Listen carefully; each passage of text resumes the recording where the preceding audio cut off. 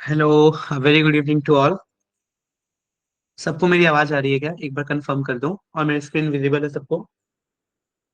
फिर हम स्टार्ट करते हैं अपनी क्लास आज की।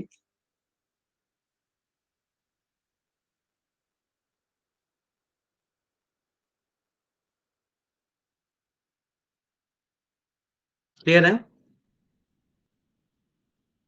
चलो, ठीक है। तो आज से हम एक नया चैप्टर स्टार्ट कर रहे हैं बेटा, पी ब्लॉक। इससे पहले हम लोगों ने कोऑर्डिनेशन कंप्लीट किया, ट्रांजिशन मेटल्स कर चुके हैं, कोऑर्डिनेशन कंप्लीट किया। उसके बाद से पी ब्लॉक। तो देखो पी ब्लॉक एलिमेंट्स वैसे तो बहुत बड़ा हुआ करता था, बट अब बहुत ही छोटा रह गया है। बहुत इंपॉर्टेंट इंपॉर्टेंट फैक्टर्स हैं छोटे छोटे, वही हैं अब इस चैप्टर्स में। बाकी सब कुछ डिलेटेड पोर्शन हो गया है तुम्हारे। एटलीस्ट तुम लोगों का जब पेपर होगा उसके लिए तो तुम्हारे लिए जो सिलेबस है उसमें पूरा कटौती हो गई है अच्छे से, ठीक है। तो कुछ ज्यादा है नहीं मुश्किल, बहुत ही आसान चैप्टर रहने वाला है पी ब्लॉक, पूरा थ्योरेटिकल चैप्टर है। तो इसको मैं अच्छे से तुम्हें समझाऊंगा, और जो जो पॉइंट्स है उन सबको नोट भी कर लेना। और मैं इस जो पी ब्लॉक है पर्टिकुलर, इस चैप्टर का जो नोट है ना, उसको भी हम लोग क्या करेंगे, जो week days classes weekend classes होंगी ना, उसमें इस नोट्स को मैं वहाँ पे डाल दूंगा, यूट्यूब के जो डिस्क्रिप्शन होता है वहाँ पे डाल दूंगा, ताकि आप लोग वहां से इस नोट्स को भी डाउनलोड कर सको। ठीक है, जो यूट्यूब पे क्लासेस हम लोग लेते हैं वहाँ पे, तो उसके डिस्क्रिप्शन में इसको हम लोग डाल देंगे। डन। चलो, तो स्टार्ट करते हैं पी ब्लॉक एलिमेंट्स को, कि what is this P block elements क्या है। So basically these have the general electronic configuration of NH2 NP326। यानी इनका इलेक्ट्रॉनिक कॉन्फ़िगरेशन क्या होता है भाई। तो बेसिकली इनका इलेक्ट्रॉनिक कॉन्फ़िगरेशन जो होता है NH2 NP1 to 6 होता है। वैसे तो मैं किसकी बात कर रहा हूँ, अगर मैं बात करूँ यहाँ पे, नॉर्मली हम लोग सिर्फ ट्वेल्थ पर्पज से बात कर रहे हैं, क्योंकि 11th वाला पोर्शन ऑलरेडी तुम पढ़ चुके हो। तो मैं यहाँ पे 15th ग्रुप से लेके बात कर रहा हूँ, 15th group, 16th group, 17th और 18th, सिर्फ उनकी बात करने वाले हैं। जो पहले दो ग्रुप थे, बोरोन फैमिली, कार्बन फैमिली, इसको ऑलरेडी आप लोग स्टडी कर चुके हो, इसलिए मैंने यहाँ पे लिखा है NH2 NP3 to 6, है ना। अदरवाइज इसको कैसे लिखते हैं, NH2 NP1 to 6। तो 1 और 2 ऑलरेडी हम 11th में पढ़ चुके हैं, boron family and carbon family. तो यहाँ से हम ग्रुप 15 से स्टार्ट करने वाले हैं। That's why their electronic configuration is known as NH2 NP3 to 6। समझ गए लिखने का मतलब। नेक्स्ट देखो, the similarity among these element is that the most of them are the non metals. इसमें सिमिलैरिटीज ये है, इन सभी जो 15 16 17 18 जो ये चार ग्रुप है, उसमें सिमिलैरिटीज ये है बेटा कि the among these element the most of them are non metal. ज्यादातर इसमें क्या है, नॉन मेटल्स है। ठीक है। Now the P block element 2 can be describe, P block element 2 बोल रहा हूँ इसको मैं, यानी ये 12th का जो सिलेबस है, 15 16 17 18 group. The P block element 2 can be describe on a group by group basis. ठीक है, जैसे कि 15th ग्रुप को क्या बोलते हैं, निटोजेंस बोलते हैं। ठीक है, निकोडेंस। उसी तरीके से 16th ग्रुप को हम क्या बोलते हैं, चैलोजेंस बोलते हैं। 17th ग्रुप को हम लोग हैलोजेंस बोलते हैं। ठीक है। एंड उसी तरीके से 18th ग्रुप है, उसमें से हीलियम को एक्सक्लूड कर दो अगर, तो उसको ऑर्गेनिजम्स बोलते हैं। ठीक है, तो इन सबका एक अलग अलग नाम है पी ब्लॉक एलिमेंट्स का। तो 15th ग्रुप को निकोटेंस, 16th ग्रुप को कैलोजेंस, एंड 17th ग्रुप को क्या बोलेंगे बेटा, हैलोजेंस। और 18th ग्रुप में हीलियम को एक्सक्लूड कर दो तो ऑर्गेनिजम्स के नाम से जानते हैं। ठीक है। नाउ अब हमें सबसे पहले कवर करना है ग्रुप 15। तुम्हारा जो मेन पोर्शन रहेगा, पहले ग्रुप 15 को कवर करना। जब ग्रुप 15 हमारा कवर हो जाएगा, तो उसके बाद हम चलेंगे ग्रुप 16 17 की तरफ। ठीक है। तो सबसे पहले क्या करते हैं, ग्रुप 15 को फिनिश करते हैं, कि ग्रुप 15 में क्या क्या चीजें हैं हमारे लिए। ठीक है। तो group 15 and their compound group 5 A contain 5 elements. कौन कौन से, nitrogen, phosphorus, arsenic and antimony. ठीक है। तो ये जो ग्रुप 15 है, मैं यहाँ लिख देता हूँ, ग्रुप 15, इसमें ये 5 एलिमेंट्स होते हैं। कौन कौन से बेटा, नाइट्रोजन,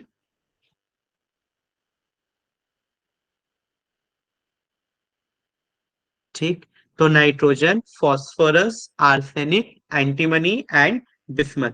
ठीक है। इसको याद करने का एक तरीका बता देता हूँ जिससे आपको याद रहे। पूरा पीरियोडिक टेबल बेटा एकदम ट्रिक पे याद होना चाहिए, तो इसको तरीका बता देता हूँ कैसे याद रखोगे। दैट इज नहीं, नहीं, पगले, ऐसे, सब बिगड़ जाएगा। ठीक है, बाकी तुम कह और किसी तरीके से याद हो तो उसको भी यूज कर सकते हो।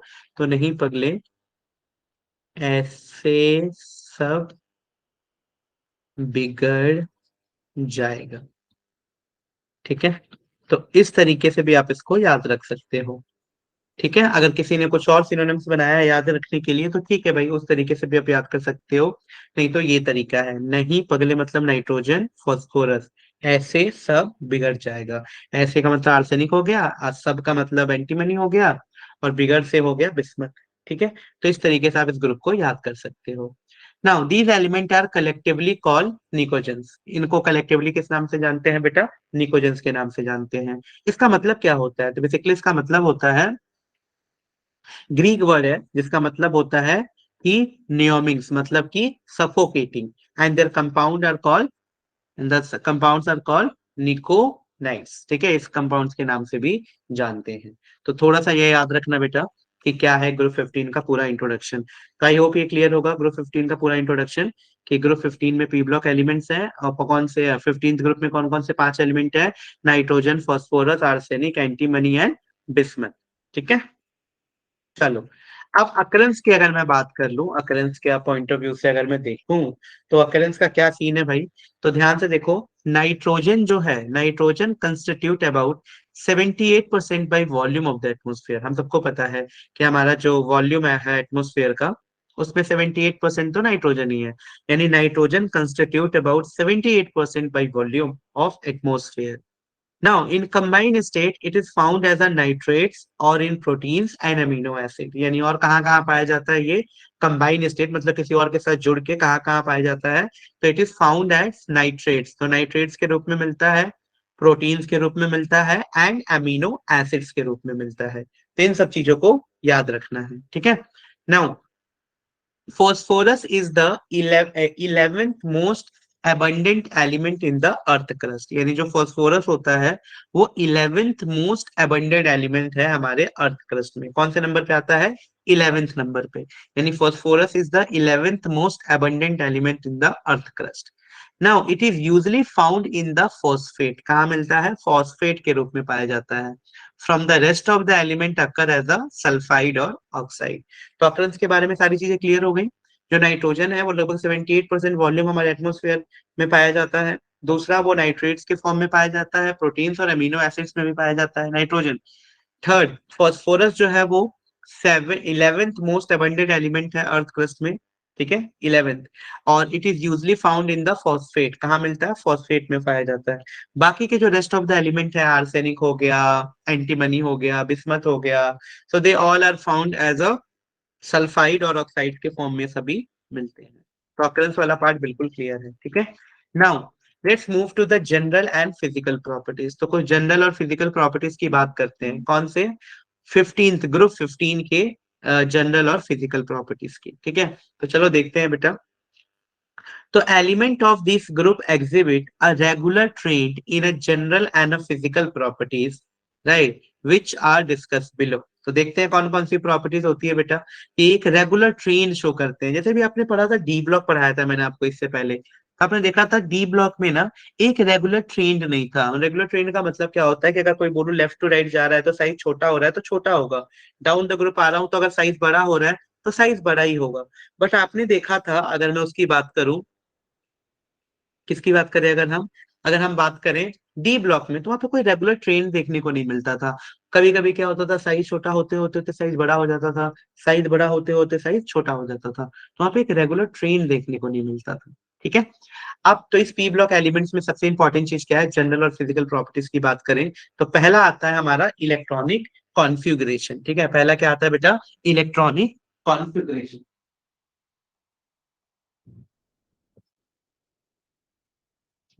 फर्स्ट आता है हम लोगों का इलेक्ट्रॉनिक कॉन्फ़िगरेशन। तो देखते हैं एक बार इलेक्ट्रॉनिक कॉन्फ़िगरेशन को। So it is clear from the electronic configuration, ठीक है, कि जो पी ऑर्बिटल्स होते हैं उनका वैलेंस शेलर हाफ फिल्ड होता है। क्यों? आओ देखते हैं। तो इनका इलेक्ट्रॉनिक कॉन्फ़िगरेशन कुछ इस तरीके का होता है बेटा, NH2 और NP3। तो इस तरीके का ये इलेक्ट्रॉनिक कॉन्फ़िगरेशन शो करते हैं। जैसे कि अगर मैं नाइट्रोजन की बात कर लूं, तो नाइट्रोजन का 7 एटॉमिक नंबर, तो क्या होगा? 1s2, 2s2, 2p3। उसी तरीके से अगर आप फॉस्फोरस लो जिसका एटॉमिक नंबर 15 है, तो उसका भी लिखोगे तो 1s2, 2s2, 2p6, 3s2, 3p3, है ना। तो ये इसके वैलेंस इलेक्ट्रॉन है, 2s2 और 2p3। सो इससे साफ साफ क्लियर हो रहा है, नाइट्रोजन की बात करूं या फास्फोरस की बात करूं, तो इससे क्या पता लग रहा है बेटा? इससे साफ साफ पता लग रहा है हम लोगों को कि इसके हाफ फील्ड है। क्योंकि आप सबको पता है ना कि पी में टोटल कितने ऑर्बिटल्स होते हैं बेटा? 6, 3 ऑर्बिटल्स होते हैं, जिसमें कि 6 इलेक्ट्रॉन्स आते हैं, 1, 2, N3।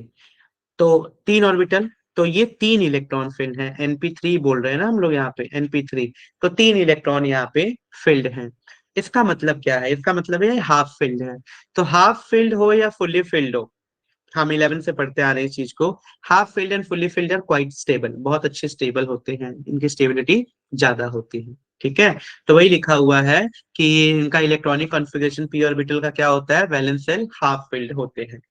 This is a stable configuration, और ये क्या होता है बेटा, एक स्टेबल कॉन्फ़िगरेशन होता है अकॉर्डिंग विद द हंस रूल। जो हंस रूल पढ़ते थे उसके अकॉर्डिंग ये स्टेबल कॉन्फ़िगरेशन होता है। Now these elements are not so reactive, that is nitrogen behave as almost inert element। यानी ये जो एलिमेंट्स होते हैं इतने ज्यादा स्टेबल होते हैं कि ये बिल्कुल ही कम रिएक्टिव होते हैं। इनमें से जो नाइट्रोजन होता है वो तो ऑलमोस्ट रिमेन इनर्ट रहता है। ठीक है, नाउ नेक्स्ट बात करें, पहला हो गया इलेक्ट्रॉनिक कॉन्फ़िगरेशन। नेक्स्ट बात करते हैं एटॉमिक वॉल्यूम एंड रेडियस की। तो अगर मैं एटॉमिक वॉल्यूम और रेडियस की बात करूं, तो it increase on moving down the group, यानी ये इंक्रीज होता है डाउन द ग्रुप आने पे। However arsenic show exceptionally low value of the atomic value. यानी एटॉमिक वैल्यू और रेडियस हम सबको पता है कि अगर मैं ग्रुप 15 की बात करूं, ये नाइट्रोजन है, ये फास्फोरस है, आर्सेनिक है, एंटीमनी है, बिस्मथ है। ठीक है, तो अगर मैं बात करूं तो नीचे आने पे तो साइज तो बड़ा ही होगा, बिकॉज नंबर ऑफ सेल बढ़ते जाते हैं। तो नीचे आने पे साइज बड़ा ही होता है, यानी इट इंक्रीज और moving down the group. However arsenic show exceptionally low value of atomic value. जो आर्सेनिक होता है उसकी वैल्यू थोड़ी सी लो होती है। तो वो बात करेंगे क्यों इनटफेयर सिल्डिंग इफेक्ट किस तरीके से पिक्चर में आता है। पर अभी के लिए आप जनरली याद रखोगे कि डाउन द ग्रुप आने पे साइज इनका बढ़ेगा। अगला देखो बेटा, एटॉमिक वॉल्यूम क्लियर। अब आ जाओ फिजिकल स्टेट पे। तो a gradual transition in the physical state is seen among the element under the ordinary condition. जैसे कि नाइट्रोजन जो होता है वो गैस होता है। Nitrogen is a gas which can be converted into a liquid at very low temperature, है ना। यानी इनका फिजिकल स्टेट, फिजिकल स्टेट क्या होता है, जो स्टेट आप देख सको अपनी आंखों से, ठीक है, उसी को बोलते हैं फिजिकल स्टेट। यानी अ ग्रेजुअल ट्रांजिशन होता है फिजिकल स्टेट में seen among the element under the ordinary condition. Like nitrogen is a gas, nitrogen क्या है, गैस है, which can be converted into liquid at a very low temperature, जिसको liquid में convert किया जा सकता है बहुत ही कम टेम्परेचर पे। Phosphorus exists as a solid but can pass readily into the vapor state। जो phosphorus होता है वो solid form में exist होता है, but can readily into the vapor state। इसको अच्छे से पास किया जा सकता है vapor state में। ठीक है, अब मैं बात करूं आर्सेनिक की, एंटीमनी की एंड बिस्मथ की। तो आर्सेनिक हो गया, एंटीमनी हो गया और बिस्मथ हो गया। ठीक है, तो arsenic, antimony and bismuth are in fact solids of varying boiling and melting point. ठीक है, तो आर्सेनिक, एंटीमनी एंड बिस्मथ जो होते हैं in fact solids of varying boiling and melting point. ठीक है, जिनके बॉइलिंग और मेल्टिंग पॉइंट बहुत ही वेरी करती है। तो इस तरीके से बेटा हम लोग इसके फिजिकल स्टेट को भी ध्यान में रख सकते हैं। डन, चल नेक्स्ट आते हैं आयोनाइजेशन एनर्जी की तरफ, पी ब्लॉक एलिमेंट्स में। तो आयोनाइजेशन एनर्जी की अगर मैं बात करूं तो ionization enthalpy of this group element are much higher than corresponding element of group 14। मतलब ग्रुप 14 से तो ज्यादा होता ही है, साथ ही साथ मैं ये भी बोलूंगा कि ग्रुप 16 से भी ज्यादा होता है इनका ionization enthalpy due to half filled electronic configuration. ठीक है, यानी the ionization enthalpy of this group element are much much higher than the corresponding element of group 14। क्योंकि ये तो हमने पढ़ा ही है कि भाई जब भी आप लेफ्ट टू राइट जाओगे पीरियोडिक टेबल में तो साइज छोटा होगा, और अगर साइज छोटा होगा तो आयनाइजेशन एंथैल्पी तो घटेगी, सॉरी बढ़ेगी। क्योंकि आयनाइजेशन एंथैल्पी किस पे डिपेंड करती है, साइज के इनवर्सली प्रोपोर्शनल होती है।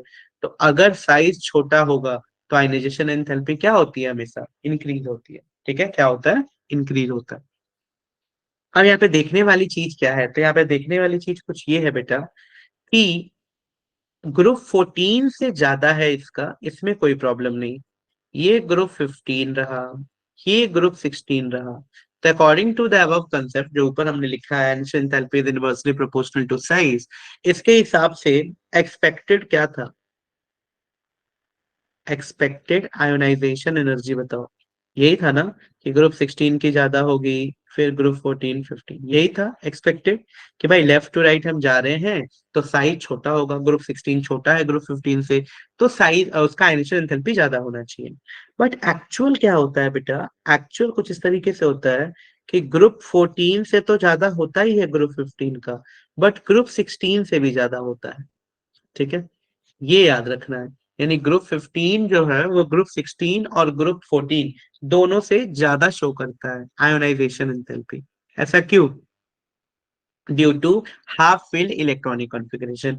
तो इनका हाफ फिल्ड इलेक्ट्रॉनिक कॉन्फ़िगरेशन होने के चलते ये ज्यादा स्टेबल होते हैं और इससे इनकी आयोनाइजेशन एंथैल्पी थोड़ी सी हाई होती है। यानी the value of succeeding element decrease symmetrically as seen in the S block element. ठीक है, तो ये याद रखना है भाई आपको, बिल्कुल अच्छे तरीके से, कोई भी गड़बड़ नहीं करनी। नेक्स्ट देखो, अगर मैं मेटेलिक करेक्टर की बात करूं तो it increase on moving down a group, ये इंक्रीज होता है डाउन द ग्रुप आने पे, as nitrogen and phosphorus are distinctly non metal. जो नाइट्रोजन फॉस्फोरस होते हैं वो क्या होते हैं, नॉन मेटल होते हैं। Succeeding two members are amphoteric in nature, AS and SB have metallic as well as the non-metallic character, while the last element Bi is metal। याद रखना, यानी पांचों का अगर मैं बताऊं तो नाइट्रोजन और फास्फोरस दो जो ये हैं, ये क्या हो गए बेटा, ये तो होते हैं नॉन मेटल। जो एंटीमनी और बिस्मथ है, अगले दो, वो क्या होते हैं, एम्फोटेरिक नेचर के होते हैं, मतलब they behave as a metallic as well as the non metallic character, दोनों कैरेक्टर को शो करते हैं। वाइल द लास्ट एलिमेंट कौन है इसमें, बिस्मथ। तो जो लास्ट एलिमेंट बिस्मथ होता है वो किसकी तरह बिहेव करता है, मेटल की तरह। तो यहाँ पे तीनों चीजें हैं, एम्फोटेरिक नेचर भी है, नॉन मेटल्स भी है और मेटल्स भी है। तो एम्फोटेरिक नेचर दो शो कर रहे हैं, नॉन मेटेलिक कैरेक्टर भी दो एलिमेंट शो कर रहे हैं, मेटेलिक कैरेक्टर से एक शो कर रहा है जो कि है बोरेन, सॉरी बिस्मथ, है ना।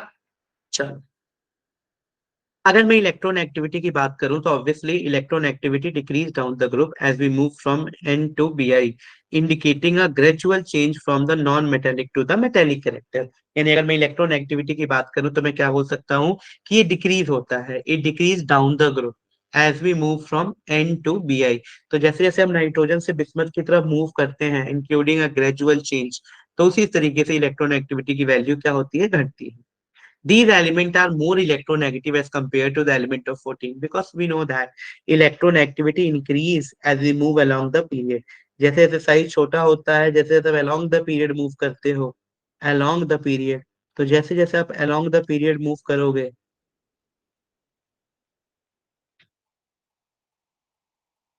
ठीक है, तो जैसे जैसे आप अगर अलोंग द पीरियड मूव करोगे तो वहां पे क्या होगा, अलोंग द पीरियड मूव करने पे, जैसे जैसे अलोंग द पीरियड मूव करोगे इलेक्ट्रॉन एक्टिविटी की वैल्यू इंक्रीज होगी। यानी these element are more electronegative as compare to the element of group 14। Group 14 के कंपेरिजन में ज्यादा इलेक्ट्रोनेगेटिव ये होते हैं। अब देखो next, melting and boiling point. अब बात करते हैं मेल्टिंग एंड बॉइलिंग पॉइंट की, कि क्या होता है ये मेल्टिंग एंड बॉइलिंग पॉइंट की कहानी। So these element do not show a regular trend of melting and boiling point.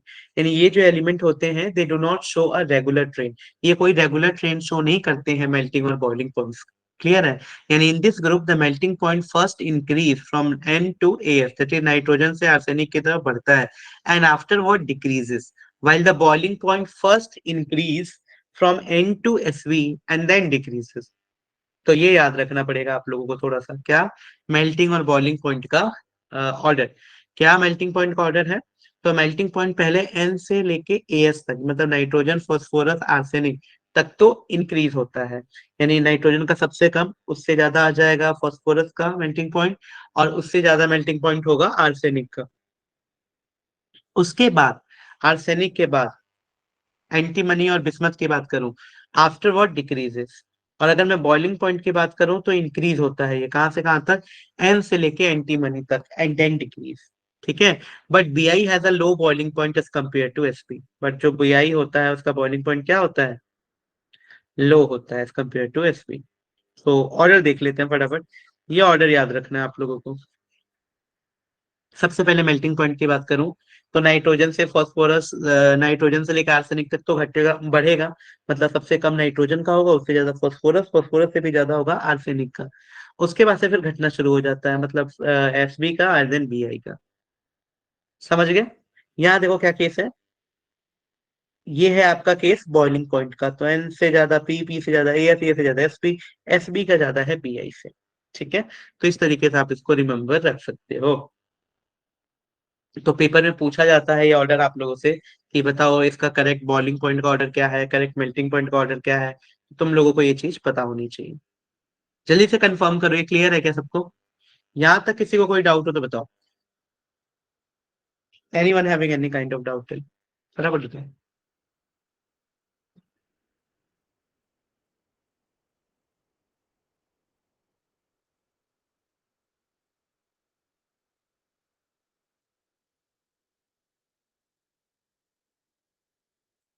किसी को कोई भी डाउट? नहीं, सब क्लियर है।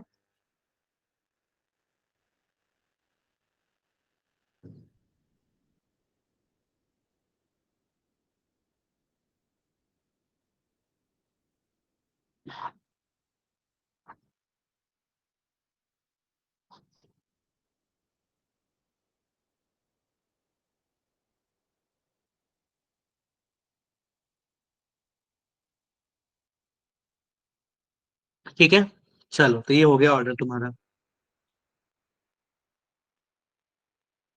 नेक्स्ट चलते हैं हम लोग ऑक्सीडेशन स्टेट के ऊपर। ठीक है, तो जो नॉर्मल ऑक्सीडेशन स्टेट होता है of these element are +5 and +3। कौन सा ऑक्सीडेशन स्टेट ये शो करते हैं? +5 एंड +3। क्यों भाई? देखो, जैसे अगर मैं बात करूं नाइट्रोजन की,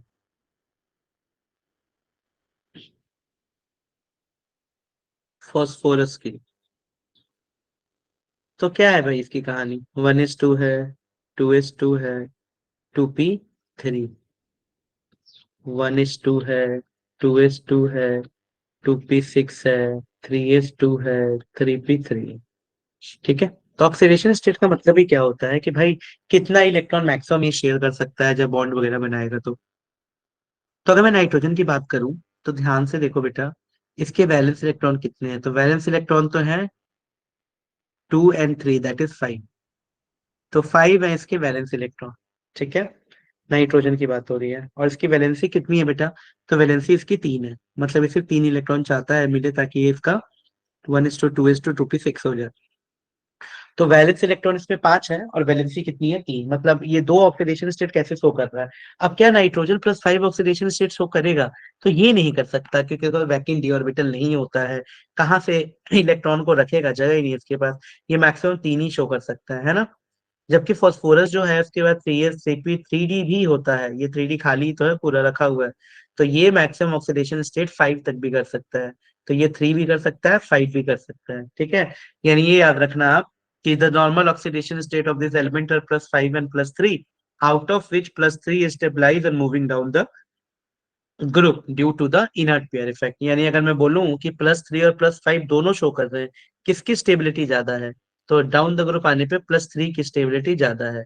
क्यों बेटा? It is due to the inert pair effect. तो ये बहुत बार पढ़ चुके हो आप लोग, इनर्ट पेयर इफेक्ट। क्या होता है inert pair effect? That is the non participation of NH2 electron. कि जैसे जैसे साइज बढ़ता है, डी और एफ ब्लॉक के एलिमेंट्स आते हैं पिक्चर में, तो उनकी बहुत ही पुअर शील्डिंग इफेक्ट होती है, जिसके चलते जो आउटर मोस्ट इलेक्ट्रॉन है वो न्यूक्लियस उसको अट्रैक्ट कर लेता है, और वो outer most electron bond formation में पार्टिसिपेट नहीं करते हैं। तो उसी को बोलते हैं the non-participation of NH2 electron, the non-participation of NH2 electron in the bond formation। ठीक है, the non-participation of NH2 electron in the bond formation is known as inert pair effect, है ना? तो उसी की वजह से, क्योंकि भाई 5 इलेक्ट्रॉन थे, 2 इलेक्ट्रॉन तो न्यूक्लियस ही ले गया, अब बचे कितने? सिर्फ 3। तो डाउन द ग्रुप आने पे +3 की स्टेबिलिटी बढ़ती है। ठीक है, now nitrogen show all oxidation state from +5 to -3 और S+5। ये नाइट्रोजन हर जगह सारे ऑक्सीडेशन स्टेट शो करता है, +5 से लेके -3 तक। ठीक है, अब देखो +5 कहाँ करेगा? मैंने बताया था कि +5 नॉर्मली शो नहीं करता due to the absence of vacant D orbital, but अगर कोई ज्यादा इलेक्ट्रॉन एक्टिव एलिमेंट के साथ कंबाइन हो रहा है जैसे ऑक्सीजन फ्लोरीन, तो वहां कर सकता है। तो +5 in N2O5, +4 in N2O4, +3 in N2O3, +2 in NO and +1 in N2। ठीक है, और 0 शो करता है N2 में, -1 करता है NH2OH में, -2 करता है N2H4 में, और -3 करता है NH3 में। तो ये मैंने सारे ही ऑक्सीडेशन स्टेट में आपके लिए लिख दिए हैं नाइट्रोजन के, है ना। यानी nitrogen shows all oxidation state. Nitrogen जो है वो सभी ऑक्सीडेशन स्टेट को शो करता है। कहाँ से लेके कहाँ तक बेटा? तो ये ऑक्सीडेशन स्टेट शो करता है अपना +5 to -3। तो +5 to -3 सारे ऑक्सीडेशन स्टेट ये शो करता है। Done? ठीक है। यानी nitrogen show all oxidation state from +5 to -3। अब देखो नेक्स्ट इंपॉर्टेंट थिंग वो ये है कि phosphorus show 3 different oxidation state as +4 and +5, while rest of the elements show only +5 and +3 oxidation state। ठीक है। मतलब क्या बोल रही है? नाइट्रोजन की बात बोल दी इसने कि भाई वो +5 से लेके -3 तक हर तरीके का ऑक्सीडेशन स्टेट शो करता है। अब अगर मैं फॉस्फोरस की बात करूं तो phosphorus show 3 different oxidation state as +4 and +5। ठीक है, 3 different oxidation state, +4 और +5, while rest of the elements show only +5 and +3 oxidation state। ठीक है, तो ये याद रखना है। Nitrogen have least tendency to form compound in +5 oxidation state because it does not have a vacant d orbital। इसी की बात कर रहे थे कि नाइट्रोजन की बहुत ही लीस्ट टेंडेंसी होती है, nitrogen having very least tendency to form compound in +5 oxidation state because it does not have a vacant d orbital। All the element in their tri-positive state, that is +3 oxidation state, have the tendency to donate 1 electron pair। सबकी क्या tendency होती है बेटा? एक electron को donate करने की तो होती है, तो है ना। In all the element of their try positivity, जो भी +3 के स्टेट में रहता है उन सबकी ये टेंडेंसी होती है, have the tendency to donate 1 electron pair, कि एक इलेक्ट्रॉन पेयर को डोनेट कर सके। Now nitrogen show his tendency to maximum extent. Nitrogen इसमें मैक्सिमम एक्सटेंट तक टेंडेंसी शो करता है। यानी all the element except nitrogen also show the tendency to accept electron pair. Now nitrogen does not show such property due to the absence of vacant orbital. तो ये आपको हमेशा याद रखना है। ये नाइट्रोजन का थोड़ा सा यूनिक प्रॉपर्टीज हो गया as compare to rest of the other element. ठीक है, क्या याद रखना है कि nitrogen does not show such property due to absence of vacant d orbital, and all the element except nitrogen is also show the tendency to accept electron pair। ठीक है, तो ये सारी चीजें आपको थोड़ा थोड़ा सा याद रखना है। नाउ अब अभी तक हमने जितनी भी प्रॉपर्टीज पढ़े हैं ना उन सभी प्रॉपर्टीज को यहाँ पे समराइज किया है कि अगर मैं एटॉमिक नंबर की बात करूं तो एटॉमिक नंबर क्या था? 7 था, 15 था, 33 था, एंटीमनी का 51 है और इसका 83 है ना। याद करने का तरीका भी पता है तुम लोगों को। +8 +18 +18 +32, इस तरीके से आप किसी का भी एटॉमिक नंबर निकाल सकते हैं, क्योंकि पहले का एटॉमिक नंबर तो आपको पता ही है 7। 7 में 8 ऐड कर दो कितना आ गया? 15। 15 में 18 ऐड कर दो कितना आ गया? 33। 33 में अगेन 18 ऐड कर दो कितना आ गया? 51। उसके बाद से अगर आप 32 ऐड करते हो तो कितना आ गया? ये 83। तो इस तरीके से बेटा आप इस पूरे को लर्न कर सकते हो। ठीक है, तो ये हो गया एटॉमिक नंबर। इलेक्ट्रॉनिक कॉन्फ़िगरेशन तो सबका बता ही दिया था, n:2np3 शो करते हैं, यानी 2:2p3, 3:3p3, 3d10 आ गया है यहाँ पे आर्सेनिक के केस में, इसीलिए थोड़ा सा शील्डिंग इफेक्ट देखने को मिल रहा था, जिसके चलते इसका साइज थोड़ा छोटा हो रहा था। फिर आ गया आपका एंटीमनी और फिर आ गया है बिस्मथ। तो इस तरीके से आप इनका सबका एटॉमिक नंबर भी याद कर सकते हो इलेक्ट्रॉनिक कॉन्फ़िगरेशन। अगर मैं एटॉमिक मास की बात करूं तो सबसे ज्यादा एटॉमिक मास किसका है?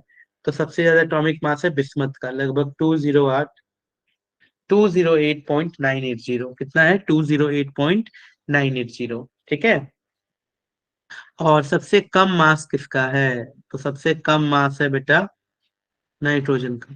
ठीक है, दैट इज 14 ओनली, सिर्फ 14 है, तो उसका कम है।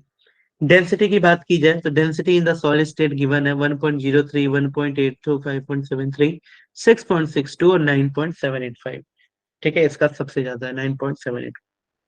बिस्मथ की बात कर रहे हैं। ठीक है, अब एटॉमिक वॉल्यूम और एटॉमिक रेडियस की बात करूं तो एटॉमिक वॉल्यूम और एटॉमिक रेडियस, सबसे बड़ा एटॉमिक रेडियस किसके लिए है? तो सबसे बड़ा जो एटॉमिक रेडियस है, ठीक है, सबसे बड़ा वो है क्रिप्टन के लिए। किसके लिए है? क्रिप्टन के लिए। तो जो सबसे बड़ा यहाँ पे है हमारा एटॉमिक रेडियस, वो जाता है किसको? वो जाता है क्रिप्टन को। ध्यान रखना। आयोनाइजेशन रेडियस की मैं बात करूं तो सबसे छोटा कौन है भाई? बिस्मथ, आयनिशन एंथैल्पी के हिसाब से। तो आयोनिक रेडियस उसी के हिसाब से निकल सकती है। तो अगर मैं बात करूं आयनिक रेडियस समझ रहे हो ना? देखो, एक होता है सोडियम, इसका रेडियस क्या है, और एक होता है सोडियम प्लस, एक इलेक्ट्रॉन देने के बाद। तो सोडियम प्लस को बोलते हैं आयोनिक रेडियस ऑफ सोडियम, और सिर्फ सोडियम होता तो बोलते हैं रेडियस ऑफ सोडियम। तो ये फर्क है दोनों में। तो आयनिक रेडियस की अगर मैं बात करूं तो सबसे कम आयनिक रेडियस है किसका? बिस्मथ का। Now ionization enthalpy in kilojoule per mole oxidation state. तो अगर मैं बात करूं आयनाइजेशन, पहले आयनाइजेशन एंथैल्पी की बात कर लेते हैं। तो आयनाइजेशन एंथैल्पी देखो इसकी कितनी है, 1402 हीलियम की। ये कितनी है? 1012, 946, 840, 703। यानी बिस्मथ और ऐसे भी कैल्शियम पे कमी होनी थी। क्यों कम होनी थी बेटा? क्योंकि ये बिस्मथ है और ये डाउन द ग्रुप लाई करता है। तो डाउन द ग्रुप होने के चलते साइज बड़ा है, मेटेलिक करेक्टर है, नॉन मेटल्स है ना। तो इस तरीके से आप याद रख सकते हो कि इसके कैल्शियम पे थोड़ी सी ज्यादा होगी। समझ आया? सबसे ज्यादा किसकी है? नाइट्रोजन, क्योंकि छोटा साइज है ना। जैसे जैसे साइज बढ़ेगा वैसे वैसे आयनिक एंथैल्पी घटती है। तो आयनिक एंथैल्पी सबसे ज्यादा किसकी दे रखी है? नाइट्रोजन की, 1402। सेकेंड नंबर पे फॉस्फोरस है। थर्ड नंबर पे 946 है। किसका? आर्सेनिक का। फिर है क्रिप्टन का। सॉरी, फिर है एंटीमनी का। सो सॉरी, क्रिप्टन बोला मैंने। फिर है एंटीमनी का, और सबसे कम आयनिक एंथैल्पी है बिस्मथ। क्लियर है? हाँ, ये देखो, अब ऑक्सीडेशन स्टेट की बात करो तो -3, -2, -1, 0, 1, 2, 3, 4, 5 सभी ऑक्सीडेशन स्टेट शो करेगा ऑक्सीजन। उसी तरीके से दूसरा वाला देखो, -3, +3, मतलब ये कौन सा ऑक्सीडेशन स्टेट है? बताओ। किसकी बात कर रहे हैं हम लोग? 15th ग्रुप, मतलब नाइट्रोजन, फास्फोरस, आर्सेनिक।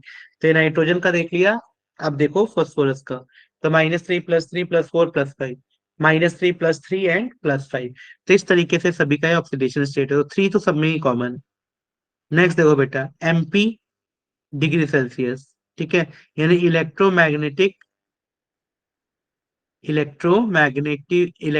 ऐसे कर लो यार, इलेक्ट्रो नेगेटिविटी। ठीक है? तो ये इलेक्ट्रोनेगेटिविटी पूछ रहा है, एक वर्ड में नहीं लिखा है, थोड़ा सा अलग हो गया है, तो ध्यान से समझना। ये पूछ रहा है आपसे इलेक्ट्रो नेगेटिविटी। तो अगर इलेक्ट्रोनेगेटिविटी की बात करो तो सबसे ज्यादा इलेक्ट्रोनेगेटिव कौन है? तो ये एलिमेंट कौन कौन से बेटा? नाइट्रोजन। तो नाइट्रोजन सबसे ज्यादा 3.0। फिर इलेक्ट्रोनेगेटिविटी की वैल्यू घटी है। हम सबको पता है कि इलेक्ट्रोनेगेटिव की वैल्यू ऊपर जाने पे बढ़ती है और नीचे आने पे क्या होती है? घटने लग जाती है। मेल्टिंग पॉइंट का भी डेटा दे रखा है और हीट ऑफ फ्यूजन भी दे रखा है, किसका हीट ऑफ फ्यूजन कितना ज्यादा है। तो सबसे ज्यादा हीट ऑफ फ्यूजन पे है 27.7। ठीक है? वो सबसे ज्यादा उस पे है। वन, हाँ, दैट इज 1, 2, 3, राइट, 27.7। ठीक है? आर्सेनिक की बात हो रही है। नाउ अगला आता है नेचर ऑफ कंपाउंड, कि किस तरीके का ये लोग कंपाउंड्स बनाते हैं। तो ये बड़ा इंपॉर्टेंट चीज है भाई, किस तरीके का कंपाउंड्स बनाते हैं ये।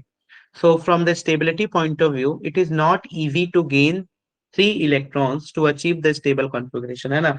ऐसा नहीं है कि किसी से भी ये 3 इलेक्ट्रॉन लेके और स्टेबिलिटी बना ले। So from the stability point of view, it is not easy to gain 3 electrons to achieve a stable configuration. Therefore, the formation of a tri-negative A3 ion is rare. इसीलिए A3 ion का जो try होता है वो बहुत ही rare होता है, ज्यादातर देखने को मिलता नहीं है हम लोगों को। ठीक है? ज्यादातर देखने को बिल्कुल नहीं मिलता है। यानी from the stability point of view, it is not easy to gain the 3 electron to achieve the stable configuration. Only N has the capability to form such type of ion due to the small size. सिर्फ उसी के पास ये capacity है कि उसका small size है जिसके चलते वो ये कर सकते हैं। ठीक है? तो नेचर ऑफ कंपाउंड्स में बात समझ आ गई। पहला था from the stability point of view, it is not easy to gain 3 electrons to achieve the stable configuration. दूसरा, only N has the capability to form such type of ion due to the small size.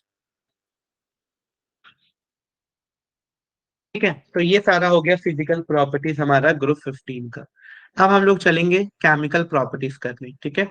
तो बस उससे second, 1 second का time दो बस मेरे को, 1 second का बस।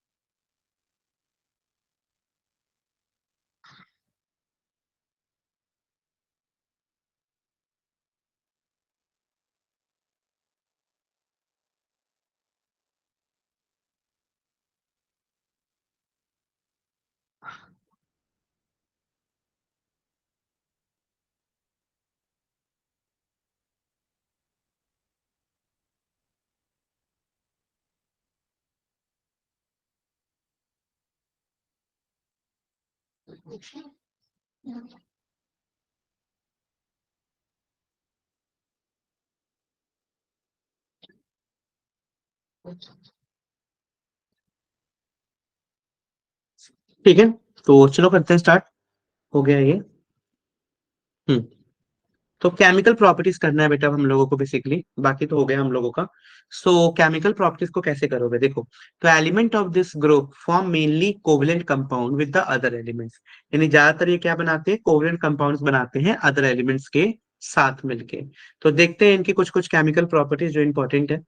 देखो इस बार हम लोगों को क्या करना है, सिर्फ फिजिकल प्रॉपर्टीज, केमिकल प्रॉपर्टीज और anomalous behaviour of the first element. यही तीन चीजें करना है हमें हर ग्रुप के अंदर, चाहे वो 15th ग्रुप हो, 16th हो, 17th हो या 18th ग्रुप हो। तो यही सब चीजें करनी है, इसके अलावा कुछ करना है नहीं, है ना। तो इसको ध्यान से समझना बेटा आप सभी। तो अगर मैं केमिकल प्रॉपर्टीज की बात करूं, तो element of this group form mainly covalent compound with the other elements. और what are the chemical properties? Chemical properties में बात करते हैं पहले फॉर्मेशन ऑफ हाइड्राइड्स की, कि भाई हाइड्रोजन के साथ रिएक्शन करके हाइड्राइड कैसे बनता है। So these element form AH3 type of hydride. किस तरह का हाइड्राइड बनाते हैं? AH3, मतलब कि NH3 हो गया, PH3 हो गया, ASH3 हो गया। क्यों भाई? क्योंकि ध्यान से देखो, नाइट्रोजन की वैलेंसी है 3, हाइड्रोजन की वैलेंसी है 1, तो क्या बनेगा? NH3 तो बनेगा। तो इसीलिए ये AH3 टाइप का कंपाउंड बनाते हैं। नाइट्रोजन फास्फोरस सबकी वैलेंसी 3 ही होती है, तो इस तरीके का ये हाइड्राइड बनाएंगे। यानी these element form AH3 type of hydride, that is ammonia, phosphine, arsine, stibine and bismuthine. ठीक है, तो इस तरीके के ये लोग हाइड्राइड बनाते हैं। Now, these hydride are prepared from the binary metal compound, like ये देखो मैग्नीशियम नाइट्राइड, कैल्शियम फॉस्फेट। ठीक है, उसी तरीके से इनको प्रिपेयर किया जाता है। जैसे कि ये देखो मैग्नीशियम नाइट्राइड को ट्रीट किया वाटर के साथ, किसके साथ ट्रीट किया? वाटर के साथ। तो हमें यहाँ पे NH3 का फॉर्मेशन मिला। सिमिलर हमें यहाँ पे PH3 का फॉर्मेशन मिला। तो ये तुमसे कोई ज्यादा पूछेगा नहीं, बट थोड़ा सा याद रख सकते हो। ठीक है। Now, these can also be prepared by the reduction of trihalide of these element with LiLH4। यानी LiLH4 एक रिड्यूसिंग एजेंट है, अगर इसके साथ भी आप रिड्यूस कर देते हो MCl3 वगैरह को, तो भी आपको यहाँ पे MH3 बनता हुआ दिखाई देगा, MH3LiC। ठीक है, तो ये सारे तरीके हैं।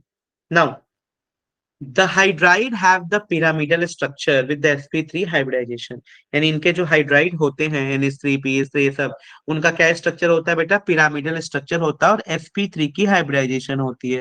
यानी इनकी जो हाइब्रिडाइजेशन होगी वो sp3 की होगी, और पिरामिडल इनका स्ट्रक्चर होगा।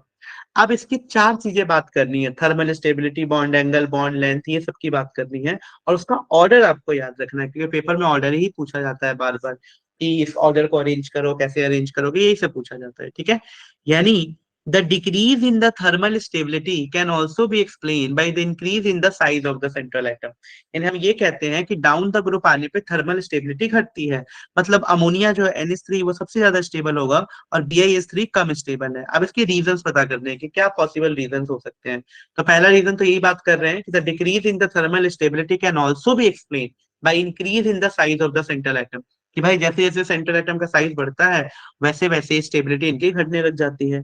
Due to such increase the tendency to form stable covalent bond with a comparatively small hydrogen atom decrease, है ना। क्योंकि भाई इनका साइज बढ़ गया है, अब छोटे छोटे हाइड्रोजन एटम के साथ इनको बॉन्ड बनाना है, कोवलेंट बॉन्ड बनाना है, तो उसकी कंपेरेटिविटी है वो थोड़ी सी घट जाती है। In other word the strength of the MH bond decrease, है ना। यानी देखो एमएच बॉन्ड का स्ट्रेंथ है वो घटता, बड़ा हो गया ना ये साइज, तो ये एमएच बॉन्ड का स्ट्रेंथ घटता जाएगा, ये जल्दी टूट जाएगा। जैसे जैसे साइज बढ़ रहा है, नीचे आप आ रहे हो NH3 से लेके बी बिस्मथ का, तो साइज तो बढ़ रहा है, तो जो एमएच बॉन्ड का स्ट्रेंथ है वो थोड़ा सा क्या हो जाएगा, वो थोड़ा वीक हो जाता है। यानी in other words the strength of the MH bond decrease resulting to decrease in the thermal stability, जिसके चलते थर्मल स्टेबिलिटी भी घट रही है। तो ये है भाई थर्मल स्टेबिलिटी का ऑर्डर, तो सभी लोग याद रख लेना इस ऑर्डर को। सबसे ज्यादा NH3, सबसे कम BiS3। कोई रीजन पूछे वाई तो बोल देना due to down the group the size of the central atom increase as a result the MH bond that is a metal hydrogen bond या जो भी नॉन मेटल आप ले रहे हो, नॉन मेटल मेटल जो भी है, M is not only for metal, M का मतलब है पूरे एलिमेंट उस ग्रुप के। तो जो बॉन्ड होगा MH बॉन्ड वो क्या हो जाएगा, वो MH बॉन्ड जो होगा वो थोड़ा सा वीक हो जाएगा, टूटने लग जाएगा। इसीलिए इसकी स्टेबिलिटी जो होती है वो थोड़ी क्या हो जाती है बेटा, स्टेबिलिटी घट जाती है डाउन द ग्रुप आने पे। यानी सबसे ज्यादा स्टेबल होगा अमोनिया और सबसे कम होगा BiS3, ठीक है। अब देखो नेक्स्ट आता है आपका reducing behaviour. So the increase in the reducing behaviour can be explain on the basis of decrease in thermal stability, है ना। थर्मल स्टेबिलिटी के डिक्रीज से भी हम इसको एक्सप्लेन कर सकते हैं, रिड्यूसिंग कैरेक्टर को। यानी रिड्यूसिंग करेक्टर सबसे ज्यादा, देखो जो सबसे ज्यादा थर्मली स्टेबल है वो बिल्कुल रिड्यूसिंग करेक्टर अच्छा नहीं होगा। यानी रिड्यूसिंग करेक्टर अच्छा कौन होगा, जिसकी स्टेबिलिटी कम है। यानी the increase in the reducing behaviour can explain on the basis of decrease in the thermal stability, और in other word we can say that on moving down the group, जैसे जैसे आप ग्रुप के नीचे आओगे the tendency to liberate hydrogen increase, है ना। भाई आसानी से वो हाइड्रोजन छोड़ देगा क्योंकि स्टेबल नहीं है ना, जो जितना स्टेबल है उतने मजबूत बॉन्ड बना है उनके बीच, तो वो कैसे उसको लिबरेट करेगा। तो रिड्यूसिंग का मतलब ही क्या है कि भाई हाइड्रोजन दे रहा है कि नहीं। यानी we can say that on moving down the group their tendency to liberate hydrogen increase and hence their reducing character also increase. तो ओवरऑल ऑर्डर क्या हो जाएगा, ओवरऑल ऑर्डर ये देखने को मिलेगा NH3 से BiS3 तक, यानी सबसे कम NH3, सबसे ज्यादा BiS3। समझ आया,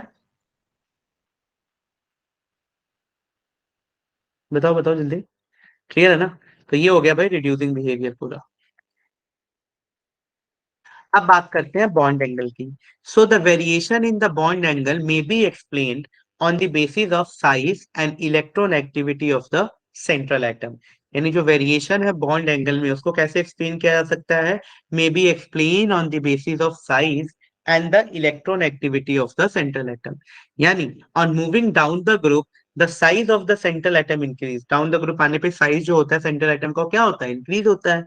hence electron activity decrease, so the location of bond pair of electrons shift more and more away from the central atom as we go from NH3 to SbH3, है ना।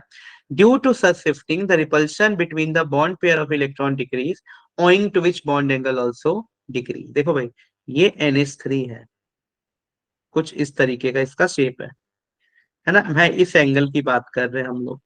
तो अगर मैं इस एंगल की बात करूं तो क्या हो रहा है कि भाई जैसे जैसे साइज बढ़ रहा है, जैसे जैसे साइज बढ़ रहा है, electron shift more away and away from the central atom, है ना। इलेक्ट्रॉन अलग अलग शिफ्ट होते जा रहे हैं, दूर होते जा रहे हैं, क्योंकि भाई साइज उसका बढ़ते जा रहा है। So the location of bond pair of electron shift away from the central atom as we go from NH3 to SbH3। और इसी शिफ्टिंग के चलते जो रिपल्शन है वो थोड़ा सा कम हो रहा है, और इसी के चलते बॉन्ड एंगल डिक्रीज हो गया। यानी सबसे ज्यादा बॉन्ड एंगल अमोनिया का होगा 107.8 डिग्री का, उसके बाद से इन सबका बॉन्ड एंगल घटता जाएगा 93 के अकॉर्डिंग, ठीक है। तो NH3, वैसे देखो NH3 है sp3, sp3 का होना तो चाहिए था 109 डिग्री का एंगल, है ना। लेकिन due to this lone pair, ये लोन पेयर जो है ना ये ऊपर से लगाता है धक्का, lone pair bond pair repulsion भी होता है इसमें, इसके चलते इसका बॉन्ड एंगल थोड़ा सा घट जाता है, और कितने का हो जाता है बेटा, 107 डिग्री का, नॉट 109 डिग्री का। तो बॉन्ड एंगल में आप ऑर्डर याद रख सकते हो, NH3 PH3 और SbH। लास्ट और देख लो boiling point. So boiling point of this hydride follow the order, इस ऑर्डर को फॉलो करते हैं। देखो बस इसमें एक्सेप्शन ये है, इस नाइट्रोजन ये बीच में कहाँ से आ गया, बाकी कोई एक्सेप्शन नहीं है। ये हमें पता है boiling point down the group आओगे मॉलिक्यूलर मास बढ़ेगा, वैन डर वाल्स फोर्सेस बढ़ेंगे तो बॉइलिंग पॉइंट भी बढ़ेगा। NH3 का ज्यादा इसलिए हो जाता है due to the hydrogen bonding. यानी the abnormally high boiling point of NH3 is due to the presence of intermolecular H bonding in NH, ठीक है। यानी NH3 के अंदर, ये NH3 के अंदर जो H बॉन्डिंग हुई है उसी के चलते हाइड्रोजन बॉन्डिंग के चलते इनका बॉइलिंग पॉइंट थोड़ा सा ज्यादा होता है। अब चलो सॉल्युबिलिटी भी देख लें। तो अगर मैं सॉल्युबिलिटी की बात करूं तो NH3 is soluble in water but PH3 and other hydride are insoluble. याद रखना, NH3 हाइड्रोजन बॉन्ड बना रहा है इसीलिए पानी में सोल्यूबल है, बाकी रेस्ट नहीं बना रहे तो इनसॉल्युबल है। ठीक है। नाउ बेसिक नेचर देखो, तो all these hydride behave as a Lewis base. भाई सब लेविस बेस की तरह बिहेव करते हैं क्योंकि सबके पास लोन पेयर ऑफ इलेक्ट्रॉन है, तो सबके सब लेविस बेस की तरह बिहेव करते हैं। And as the size of the central atom increase, the electron density on the central atom decrease and consequently its tendency to donate a pair of electron also decreases. Hence the basic character decrease in the order, और basic character इस order में decrease होने लग जाता है। That is NH3 से ज्यादा PH3 से ज्यादा ASH3, फिर SbH3 एंड BiH3 इस तरीके से। ठीक है। तो ये आप लोगों को बेटा याद रखना है थोड़ा सा। तो आई होप हो जाएगा याद, कोई इशू नहीं है, याद कर लोगे इसको। ठीक है। तो ये हो गया पूरा हमारा हाइड्राइड का property. So in next class हम स्टार्ट करेंगे हैलोजन का फॉर्मेशन से। तो यहाँ तक हमने पूरा कंप्लीट कर लिया, तो एक बार इसको रिवाइज कर लेना बस तुम लोग। नेक्स्ट क्लास में हम स्टार्ट करेंगे रिएक्टिविटी टुवर्ड्स हैलोजन से। ठीक है। तो चलो थैंक यू ऑल, नेक्स्ट में मिलते हैं और वहां फिर यहाँ से हम स्टार्ट करेंगे हैलोजन का रिएक्टिविटी से।